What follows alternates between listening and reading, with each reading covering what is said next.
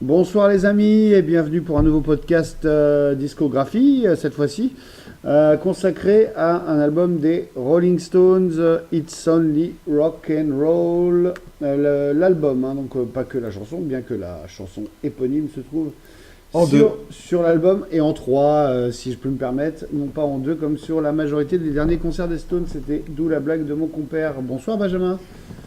Bonsoir. Merci d'être là pour essayer d'un peu décortiquer cet album, Ah, qui est un album mid-70s des Rolling Stones.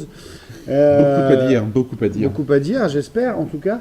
Pour remettre un peu les choses dans le contexte, les Stones sortent de la tournée 73, qui est pour beaucoup une des plus grandes tournées des Stones, parce que, du point de Pardon. vue, pour beaucoup, j'ai dit, peu importe ton avis, est une des plus grandes tournées des Stones en termes de production sonore, ce qui finalement, à la réécoute des bandes, est plus vrai dans les dernières semaines de la tournée qu'au début où la tournée met un peu longtemps à se mettre en place, mais finalement, oui, c'est vrai que ça déroule sur des enregistrements magnifiques qui feront le bonheur des bootleggers, sur notamment Bruxelles Affair et sur des bandes qui ont été diffusées à l'époque à la radio par KB, HF ou FH, je sais plus, mais en tout cas, c'est ces bandes-là qui circulent. Et en fait, si je parle de cette 73, c'est que c'est dans la continuité vraiment et qu'on va retrouver un peu le son de cette tournée sur l'album, de par déjà la présence assez importante de Billy Preston et de gens comme Trevor Lawrence ou des gens comme ça. Euh, du coup, en fait, l'idée du groupe, dans un premier temps, c'est de sortir en fait un album avec une face live des enregistrements européens et une face B de reprise. Alors c'est assez marrant de savoir ça, parce que finalement, les deux reprises qui étaient prêtes, c'était Ain't Too Proud to Beg et Drift Away, le magnifique outtakes qui circule sur de nombreux bootlegs, qui est peut-être une des meilleurs morceaux, un des meilleurs morceaux pas publiés par les Stones. C'est une version vraiment géniale d'une reprise, je crois, de Dobby Gray, si je dis pas de bêtises. Oui, il me semble, oui. J'aimerais bien être sûr. Bon, vous me direz si je me trompe. Donc du coup, dans la foulée de la tournée, les Stones se retrouvent finalement assez vite à l'automne 73 pour commencer l'enregistrement d'It's Rock'n'Roll. Benjamin, ouais, où en est le groupe pour toi, sachant que la tournée européenne dont je mentionnais l'existence plus tôt était un peu une tournée promotionnelle de God Save Soup. Oui, et surtout l'occasion pour eux de retourner en Europe, eux qui n'étaient pas allés en Europe en 72 quand ils avaient fait la promotion d'Exile on Et Main qui Street. finalement n'était pas retourné en Europe depuis 70, à l'exception bien sûr des dates anglaises de Mm. 71. Enfin Donc bon, l'Angleterre et l'Europe.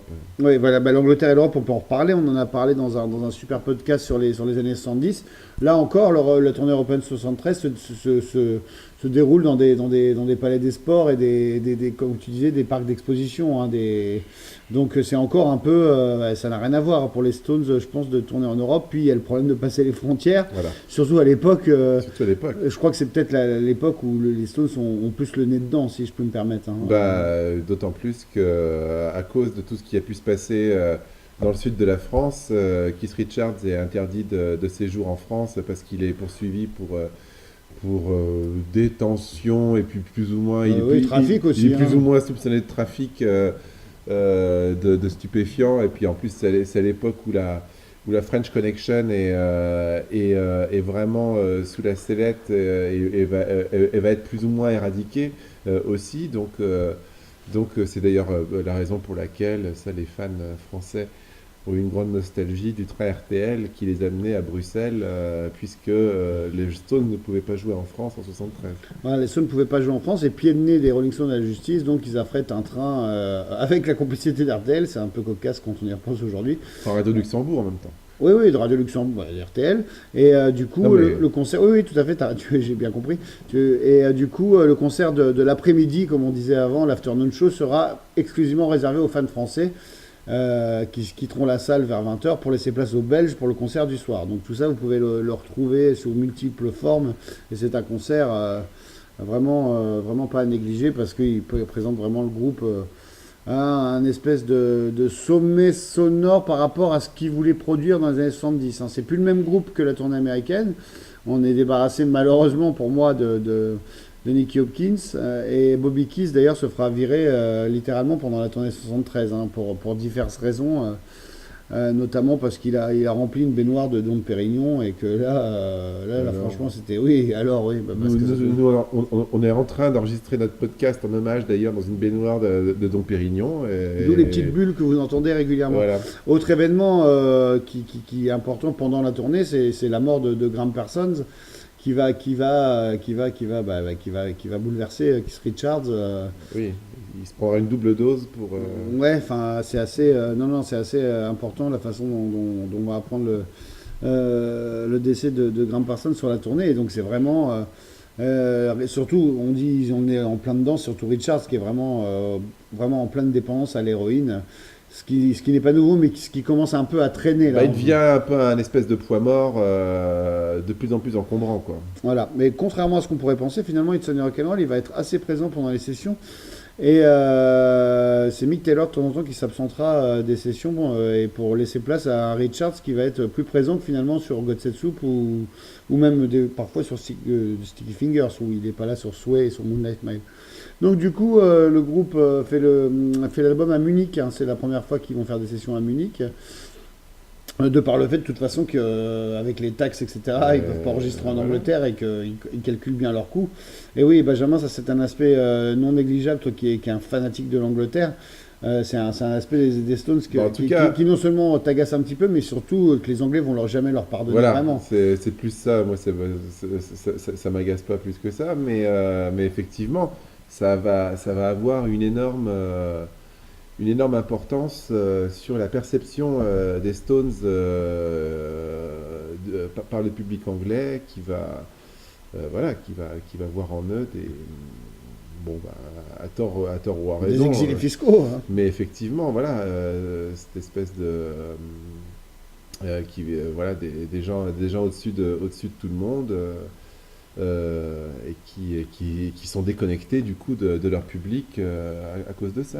Oui. Tant qu'on est dans les drogues aussi, il faut pas sous-estimer l'importance en fait que les drogues prennent dans la vie de Mick Taylor à cette époque-là, qui va devenir littéralement un junkie dans l'ombre de Keith Richards, ce qui va pas vraiment aider la suite de sa carrière comme on en a déjà parlé dans un podcast sur le bonhomme. Et puis c'est aussi quand même par ça, à mon avis, un élément extrêmement important à soumettre là aussi, c'est que It's Only Rock'n'Roll met fin au cycle d'albums produits par Jimmy Miller. Jimmy Miller qui lui aussi est perdu au champ d'honneur de l'héroïne. Ah bah oui, on va pas refaire tout de suite God Save Soup, hein, on le fera dans un autre podcast, mais oui, en gros, pour vous donner une image assez terrible, Jimmy Miller était tellement camé qu'il commençait à graver des croix gammées sur les consoles de mixage à Kingston en Jamaïque.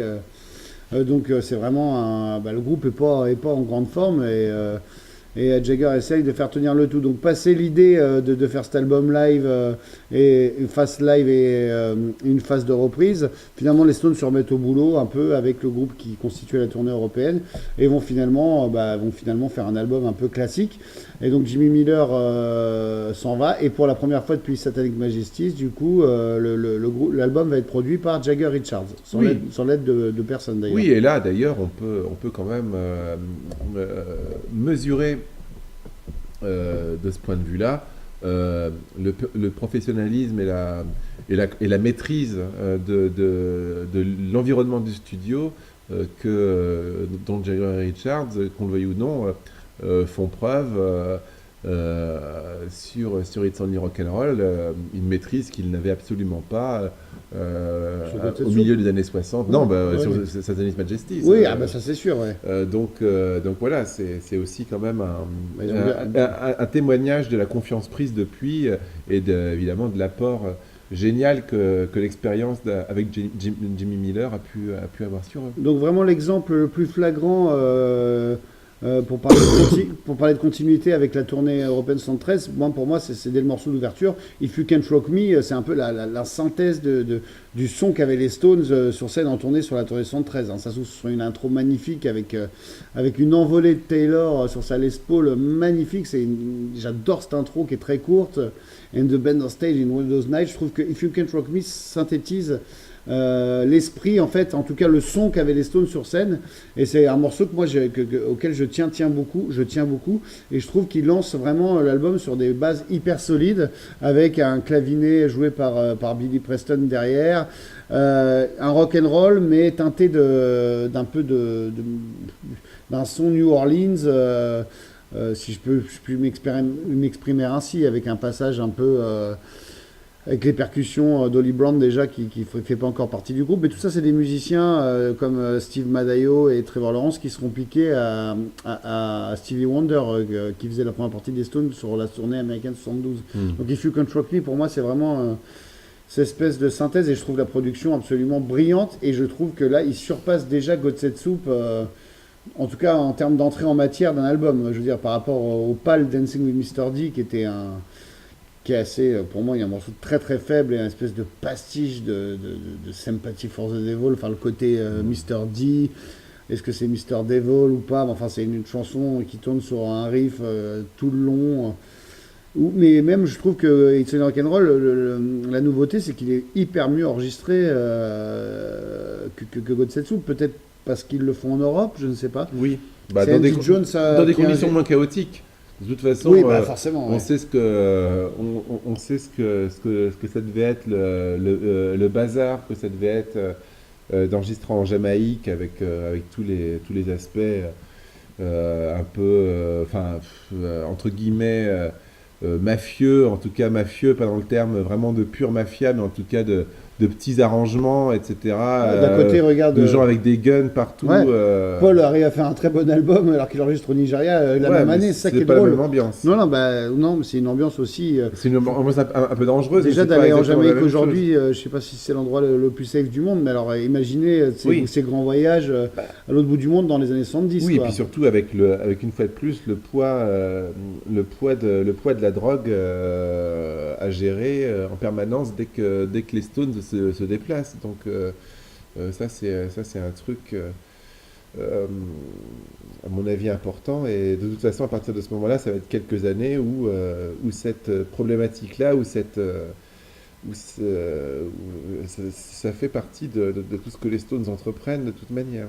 Donc on va dire qu'à l'automne 73, donc ils commencent vraiment les sessions en novembre, et puis ça va s'étaler pendant quasiment 6 mois, pour des sessions assez courtes, de 2 semaines à chaque fois, en novembre, en janvier 74 et en avril.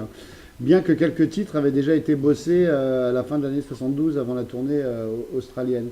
Donc du coup, on a ouvert l'album avec If You Can't Rock Me, et donc ce qui reste de cette idée d'album de reprise, c'est Ain't Too Proud to Beg, où Taylor est absent, et où Richards fait un peu toutes les guitares, quoi. Donc, et c'est, je trouve, moi vraiment, les 3 premiers titres de l'album sont hyper prometteurs, quoi. Contrairement après aux faiblesses qu'on va pouvoir évoquer, Ain't Too Proud to Beg est une super reprise de Temptation, et c'est la première d'une série d'hommages que les Stones vont faire au Temptation. Il y aura notamment Just My Imagination sur Some Girls, et ils ont repris aussi en live plus tard Can't Get Next to You. Enfin, ils ont toujours été hyper Jagger, je pense, aime beaucoup les textes des Temptation. Bah oui, et puis en plus pour le coup c'est un style, une musique qui tient à cœur sincèrement à Jagger.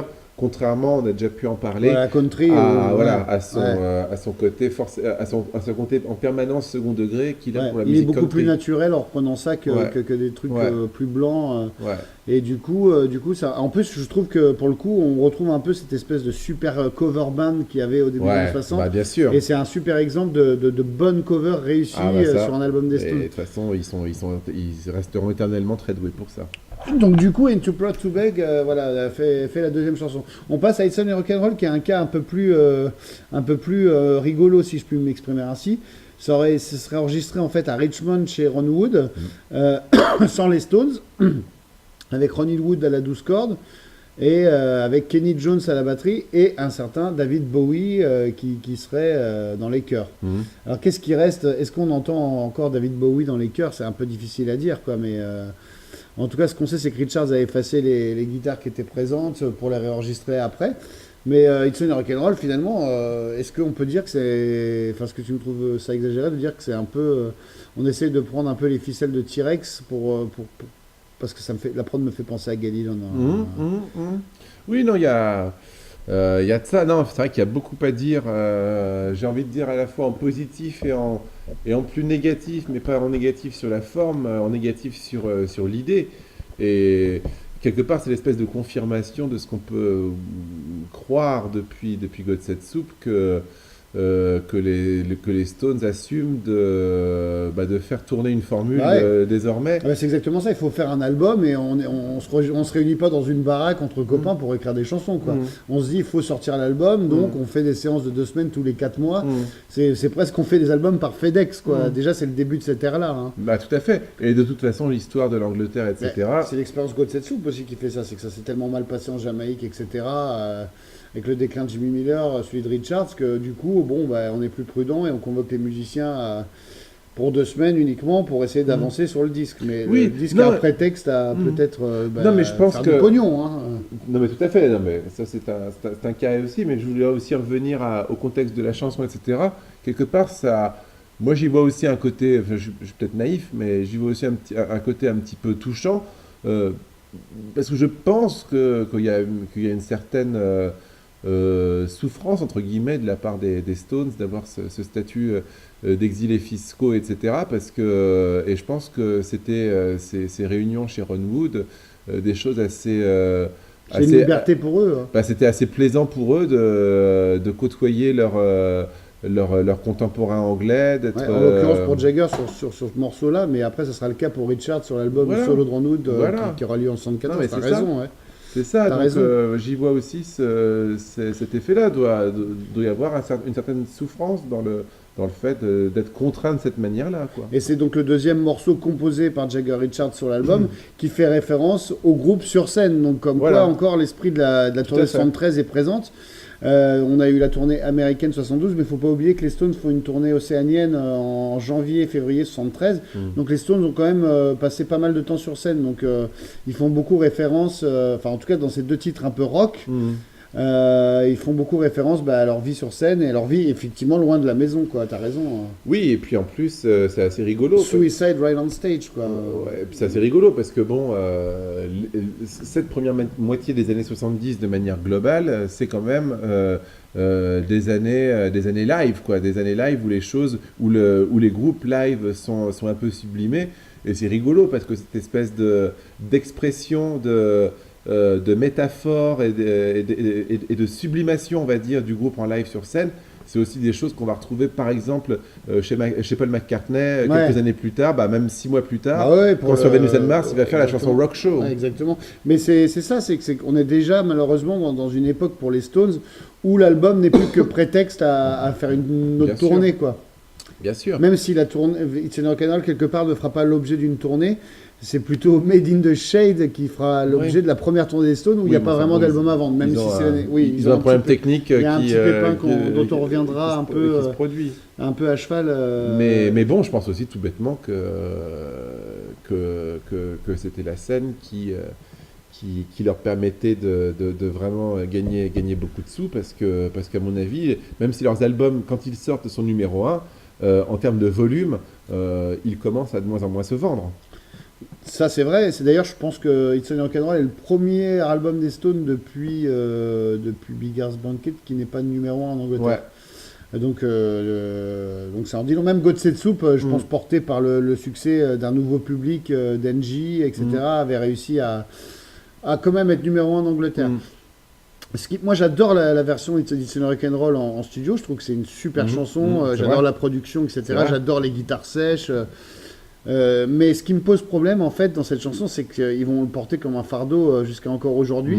C'est-à-dire qu'en fait, It's Only Rock'n'Roll But I Like It va devenir un espèce de slogan publicitaire pour le groupe et quelque part, voilà, du coup, le groupe continue à la faire tous les soirs sur scène depuis, juste parce que c'est devenu un peu le truc qu'on met sur le t-shirt en dessous de la langue, quoi. Ouais, mais bon, au moins ils assument le fait d'avoir poursuivi le truc, quoi, aussi. Parce que ça restera finalement un des morceaux des 70s hors Golden Period qui continueront à jouer, même si le morceau sera délaissé pendant 15 ans quasiment après la tournée 76.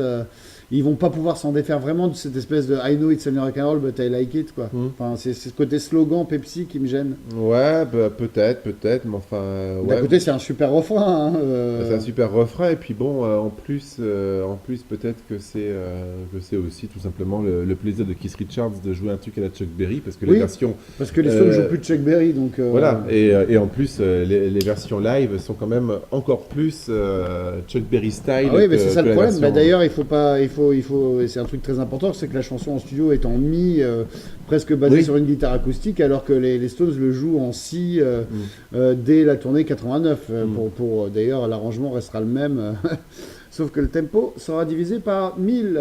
En deux. Et souvent en deuxième position pour dire ouais, c'est un peu les chansons qui sont contractuellement obligées de jouer plus que les morceaux phares, je trouve. Ouais, en Donc deux. du coup, rétrospectivement, le morceau est génial en studio. J'adore la version de Love You Live, vraiment qui est C'est vrai. extraordinaire. D'ailleurs, qui est en open de sol en capo 5. Donc ça donne vraiment une autre teneur à l'interprétation. Ensuite, on va passer sur deux morceaux qui annoncent un peu une série de morceaux plus lents. Et c'est une caractéristique de l'album. Il y a pas mal de ballades en fait. Ça commence avec Till the Next Goodbye, sur lequel, qu'est-ce qu'on peut dire? Parce que Je sais pas. Moi, c'est presque une des premières ballades. Enfin, non, il y a déjà des ballades pas inspirées comme ça sur God Save Soup. Mais alors là, Moi, je l'ai toujours interprété comme un espèce de No Expectation, trois crans en dessous, du quoi. clochard, quoi. Voilà, Ouais, c'est ça. ouais. Un espèce de Ouais, No et sans, Expect- sans Brian, ça fait beaucoup. un No Expectation en bourgeoisé, quoi. Ouais, Till the Next Goodbye. Voilà, c'est déjà un peu quand Jagger écrit des textes de remplissage en écriture automatique le matin, comme il dit dans Big Mick, que tu adores, ton documentaire préféré au monde, Oui, ça. où il écrit mieux le matin. Et là, c'est un peu ce genre de texte. Bon, bien sûr, les grands fans de Mick Taylor diront que c'est sublimé par la guitare de Taylor, mais ouais, j'en suis pas vraiment convaincu. Surtout que juste après, il y a Time Waits for No One qui est là considéré par certains comme un espèce de petit chef-d'œuvre, probablement coécrit avec Mick Taylor, Mhm. qui s'apparente plus finalement à un espèce de pastiche de Thin Lizzy, hein, quelque part. Enfin, The Thin Lizzy, c'est marrant ça. je sais pas, Pourquoi pas, enfin, je veux dire, c'est dans le son, il n'y a rien de nouveau, et bon, ça Si, tire parce que il y a des choses quand même assez rigolotes, mais effectivement qui tirent plus vers l'espèce de classique rock qui apparaît à ce moment-là, avec, enfin, je pense notamment à des gens comme Elton John, de par la proéminence sur ce morceau, mis à part la lead de Mick Taylor, de Ray Cooper, le percussionniste assez génial qui s'est fait connaître sur une tournée. l'amant d'Elton John, non, je Sur une déconne. tournée piano percussion d'Elton John et qui avait beaucoup impressionné Jagger en voyant ça et qui l'a donc recruté pour être sur tous les titres de It's Only Rock'n'Roll. Et c'est vrai qu'il donne une tonalité un peu particulière à Avec cet les album-là. espèces de shrooms, enfin de clochettes, là, Ouais. je sais plus comment on appelle ça. Ouais, c'est vrai qu'il est assez présent sur le morceau. Bon, c'est vrai que le solo est somptueux. Et je vais ouvrir une parenthèse du coup sur Mick Taylor qui, au moment où l'album était en phase de mixage, disait à tous ses copains, tu vas voir, It's Only Rock'n'Roll va sortir, il y a des compos géniales que j'ai fait avec Jagger. Et finalement, quand l'album sort, une fois de plus, tout est signé Jagger Richards. Et là, je pense que c'est un peu le coup d'épée dans l'eau pour lui, qui est déjà tiraillé par tout son entourage qui lui dit t'es vachement plus brillant musicalement que les autres, fais des trucs en solo. Malheureusement, il a écouté les gens pour le résultat qu'on connaît. Donc du coup, moi je trouve vraiment les trois premiers morceaux réussis et on débande un peu sur la fin de la phase A. Ça c'est mon avis personnel. Hein. Du coup, on reprend la phase B sur un morceau qui s'appelle Luxury, où Taylor, encore une fois, ne participe pas. Donc ça fait quand même déjà 3 titres où il n'est pas là. Hein. Luxury qui a toujours été associé au reggae. Alors pourquoi? Parce que moi je vois pas trop l'influence reggae. Enfin, je sais que c'est une chanson entièrement composée par Richards, en texte et musique probablement. Mais tu vois l'influence reggae? Parce que Bah oui, si, quand même. Bah, un peu du reggae mal dégrossi et puis pas très bien dans ses bottes, quoi. Mais bon, oui, en tout cas caribéen, on va dire. Ouais. Non, mais peut-être. Hein. Déjà, l'influence du reggae commence à être Ah bah importante oui, en là. Angleterre, parce que Clapton a fait Shot the Sheriff, et puis Oui, oui. Non, et puis surtout Island Ouais. Records a commence mis un palmier sur ses étiquettes.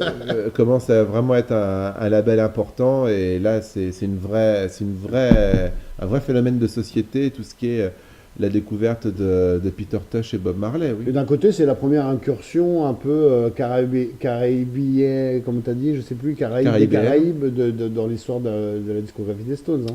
Oui, pas la dernière, heureusement. Ça va nous donner Heureusement beaucoup ou de... pas, mais Je sais pas. après ils reprendront Cherry Oh Baby dès Voilà, l'album suivant, mais voilà. sinon il n'y en a pas tant que ça. Oui, s'il y a des reggae partout, t'as Si, raison. ouais. On a hâte d'en découdre. Oh oui. Après, un morceau que j'adore, moi, Dance Little Sister, qui est encore pour moi, comme If You Can Shock Me, l'illustration de ce que les Stones pouvaient faire certains soirs sur la tournée 73, avec un Richards incisif à la rythmique et un Taylor qui fait des leads formidables. Moi, vraiment, c'est les deux morceaux que je préfère, hein, If You Can Shock Me et Dance Little Sister, parce qu'ils ont réussi à faire la synthèse de ce que le groupe proposait sur scène chaque soir, et dans des morceaux nouveaux, donc ça me dérange vachement moins que les versions un peu pompeuses de Gimme Shelter. Là, Dance Little Sister, pourtant, c'est vraiment une petite chanson, hein. Voilà. Il se passe pas grand-chose, il n'y a Voilà. pas de Mais texte. c'est ça qui est C'est un le prétexte, comble. en fait. Non, mais le comble, c'est que c'est un prétexte à juste un pur son, et un pur son de Bah, guitare, c'est ça. un pur groove, et Ah, mais un c'est- morceau dansant, comme son nom l'indique. Mais voilà, quelque part, c'est... Mais alors, vas-y, là. On n'en attend plus que ça des Stones et ils... Peut-être et que les gens n'en entendent plus, et justement sont très déçus à la sortie de l'album, hein. Je sais pas, c'est compliqué de toute façon. Ils en sont déjà à cette époque-là. À écouter autre chose. Oui, oui, non, et puis surtout les Rolling Stones eux-mêmes en sont déjà à une longévité de présence Ouais, et de quasiment plus de 10 ans. Ouais, voilà, 10 ans, ouais. donc c'est naturel que ça puisse pas rester toujours au même niveau, mais voilà, les arguments pour l'essoufflement, en tout cas, sont sous nos yeux et encore plus dans nos oreilles. Ouais, mais je trouve justement que sur un morceau comme Dance Little Sister, ils tiennent encore bien la Non, comparaison. non, mais le groupe La Machine, Ouais. la machine à jouer de la musique est tout à fait irréprochable et d'une et encore assez redoutable. Mais après, c'est l'inspiration dans le songwriting Ouais. qui. Mais justement, elle est redoutable qui baisse parce vraiment du niveau, parce quoi. que ils ont été flamboyants sur scène, enfin de mon point de vue, en 72-73. Donc l'équilibre de l'album tient encore vachement là-dessus. Et il y a quelques rares exceptions, d'ailleurs, pas tant que ça, dont on va parler un peu après. Parce qu'il y a un morceau, moi, et déjà, soulignons aussi que c'est un album où les chansons sont beaucoup plus longues que d'habitude, Mhm. hein. En moyenne, elles font, ouais, il y a beaucoup de chansons assez longues. Ah, c'est les drames de l'époque, hein, la complaisance autorisée par le rock progressif, Ouais, c'est ça. par Led Zeppelin qui aussi qui impose un espèce de canon à l'époque Ouais. et qui rallonge ses morceaux, et puis Et par d'un la côté, drogue avant tout. ouais, la drogue, mais d'un côté, je trouve que Andy Jones fait un boulot assez phénoménal. À mon avis, si on réécoutait les prises en entier, Ouais. ça devait être jamais vachement plus. Et Non. finalement, les passages où Taylor intervient sont assez écourtés, quoi. Non, c'est vrai. c'est Il y a- vrai. D'ailleurs, le solo des If You Can Rock Me et de Dance Little Sister de Taylor sont des exemples Oui. de Bah, une fois de paf. plus. C'est un peu, Une c'est fois de un peu plus. les solos des Strokes avant l'heure et de Television, quoi. Ça aurait C'est été... super Non, mais c'est vrai, mais intelligent, ça, effectivement, c'est le Final Cut de Jagger Richards qui veut ça, etc. Mais aussi, faut pas oublier un autre détail qui explique le rallongement des morceaux, etc., qui est beaucoup plus trivial et auquel on pense pas. C'est que le format album prend une autre Ah importance. bah oui, depuis déjà. Non, mais à cette époque-là, précisément dans les années 70, c'est parce que se développent à cette époque-là les radios locales américaines Ouais. qui n'existaient pas tant que ça, en tout cas qui n'avaient pas cette orientation musique rock à ce point-là avant cette époque-là. Et quel est l'intérêt des radios locales américaines? C'est que à l'époque, c'est les radios, c'est le seul moyen pour les chauffeurs de poids lourds Ouais. qui traversent les États-Unis d'écouter de la musique. Et en fait, les radios locales américaines à l'époque diffusent des albums complets. Parce que évidemment, Genre, tu pouvais traverser la route C'est 66 ça. en écoutant le c'est Rick ça. Cadre en Mais, entier. mais c'est typiquement pour ça C'est que génial. on se pose toujours la question de savoir pourquoi est-ce que Stairway to Heaven de Led Zeppelin, qui fait 8 minutes, Ouais. est un morceau tellement culte et c'est connu. Ou Hotel California. Ou... Voilà, on dit tout le temps que Stairway to Heaven est un des morceaux les plus diffusés à la radio américaine, et on pourrait se dire, mais attends, ça fait 8 minutes, etc. Ouais. Mais pourquoi? Mais c'est à cause de ça, de D'accord. ce phénomène-là, Ouais. de ce phénomène des radios américaines. Malheureusement, genre le morceau suivant, If You Really Want to Be My Friend, a rencontré, enfin, a pas connu Non. le même succès. Non, mais pour le coup, l'explication peut-être de pourquoi on n'y réfléchit pas à deux fois avant de laisser un truc relativement insipide comme ça qui dure 6 minutes sur le disque. Ouais. C'est aussi pour ça, parce que maintenant intervient cette problématique-là, et en plus les Stones sont quand même distribués par Atlantic, Ouais. label américain qui formate les objets qu'ils produisent pour optimiser ça sur le marché américain. Non, mais c'est super intéressant. D'ailleurs, If You Really Want to Be My Friend, personnellement, je trouve ça vraiment. C'est le morceau de loin le plus faible de l'album. Ah bah on peut le taxer de beaucoup de choses, et en premier lieu de remplissage et de Pompeux, complaisance. quoi. Ouais, ouais, c'est ça. Et puis même, bon, ça vaut, les gens fans de guitare diront que ça vaut pour la Leslie de Taylor, mais enfin, Oui. je veux dire, ça. On est plus proche là de. Enfin, Mais je non, vais pas ouais. citer le groupe pour pas énerver des copains, mais enfin.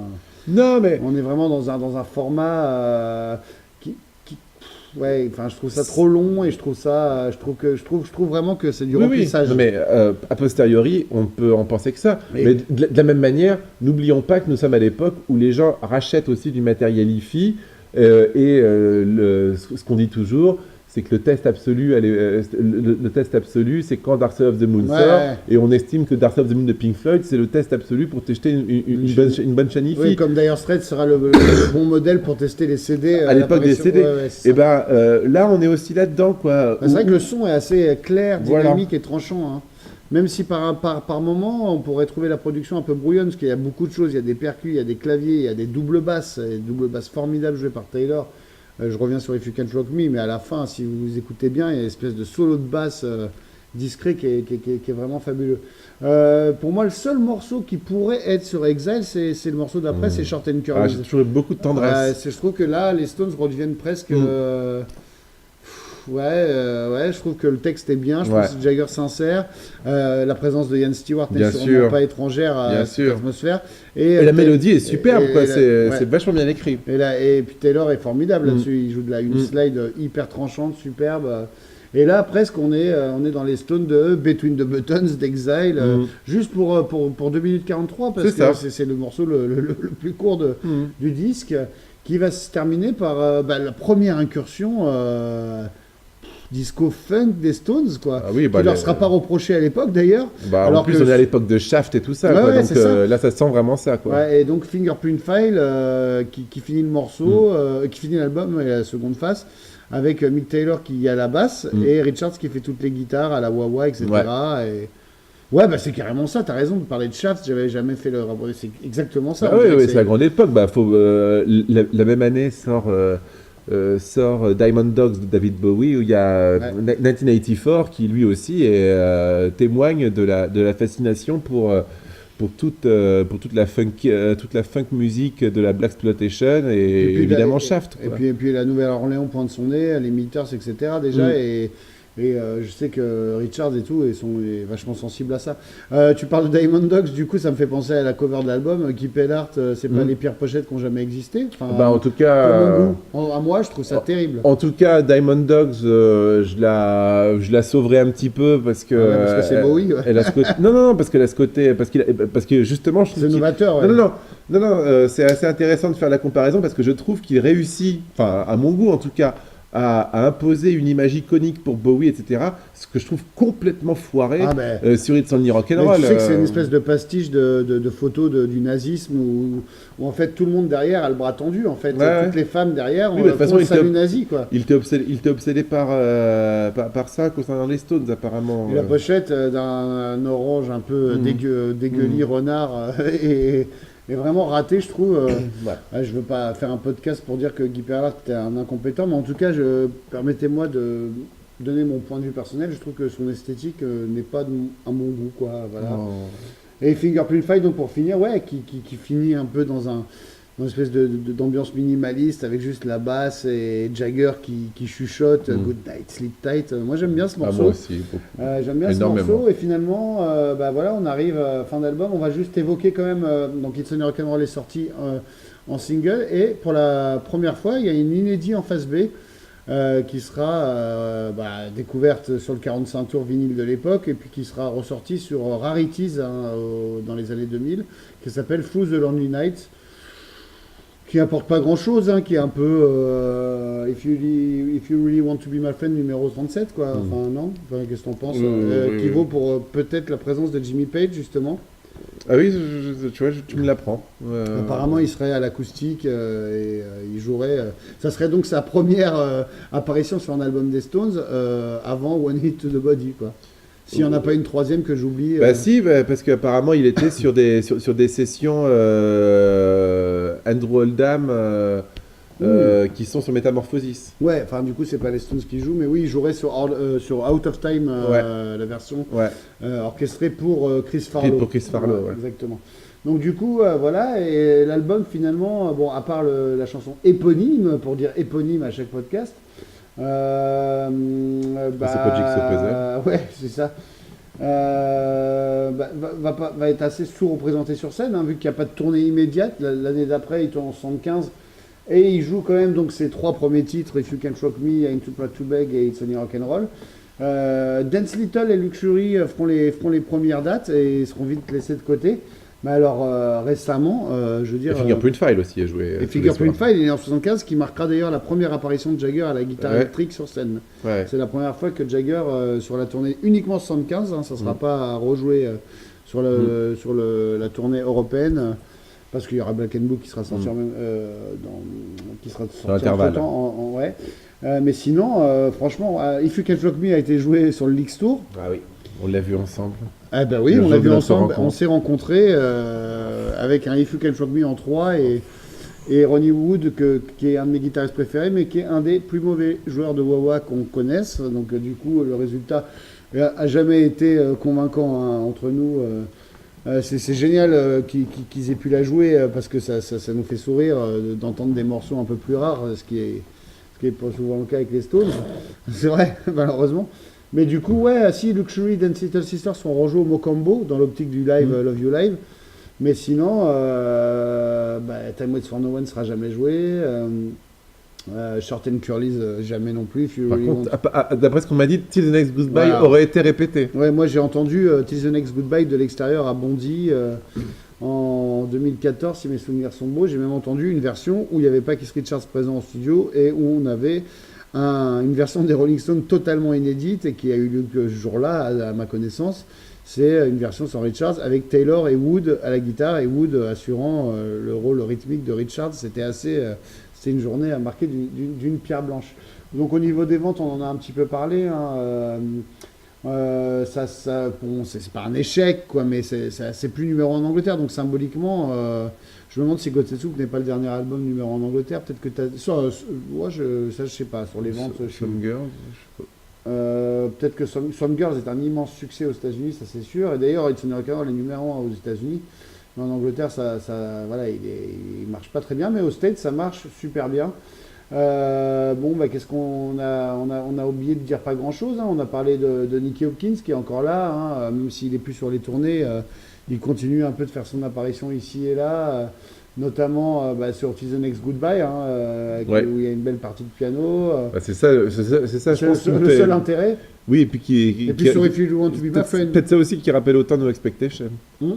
C'est pas faux. Bah oui, cette petite goutte de pluie dont je parle à chaque fois, ça va être un peu un gimmick aussi.